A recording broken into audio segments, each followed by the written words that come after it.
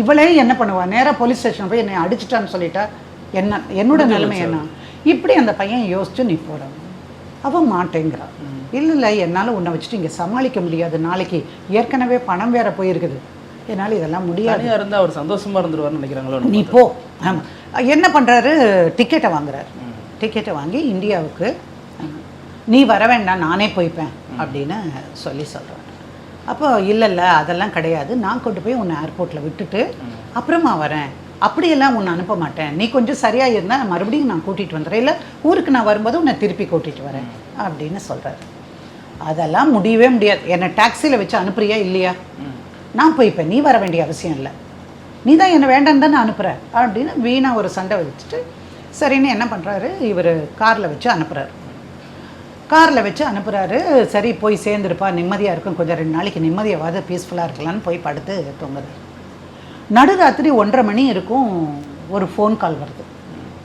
இவருக்கு தெரிஞ்ச ஒரு ஃப்ரெண்டு அங்கே இருக்கிறவர், அவர் வீட்டுக்கு இந்த பொண்ணு காரை திருப்ப சொல்லி அங்கே போயிருக்கிறான். ஓஹோ. அங்கே போய் அவங்க கூப்பிட்றாங்க, உங்கள் மனைவி நடுராத்திரியில் இங்கே வந்தாங்க, உங்களுக்குள்ளே ஏதாவது பிரச்சனையா அப்படின்னு கேட்குறாரு. இல்லை சார், நான் இந்தியாவுக்கு போகிறதுக்காகத்தான் அவங்க இருந்தாங்க. அவர்கிட்ட போய் எப்படி சொல்லுவார், என் பொண்டாட்டி என்னை வேண்டான்னு சொல்கிறேன்னு. இல்லை எனக்கு இன்றைக்கி அவசரமான வேலை இருந்து முடிச்சுட்டு வர முடியல, நீ டாக்ஸி எடுத்துகிட்டு போ, நான் ஏர்போர்ட் வரேன்னு, பட் என்னால் அவளை அங்கே பார்க்க முடியல சார், அதுதான் சார், ஒன்றும் இல்லை சார், நான் வந்துடுறேன்னு. அந்த நடுராத்திரியில் ஒரு டாக்ஸியை கார் இருந்தது, அதை எடுத்துகிட்டு அவர் போய் அந்த பொண்டாட்டியை கூட்டிகிட்டு வர்றாரு. கேட்டார், ஏன் இப்படி பண்ணுறேன் நீ?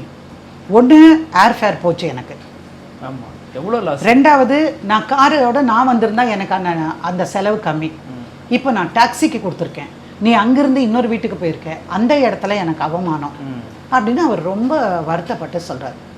போக மாட்டேன், நான் இங்கே தான் இருப்பேன், நீ எதுக்கு எங்கள் அம்மாட்ட அனுப்புகிறேன், நான் போக முடியாது எங்கள் அம்மாட்ட. ஏன்?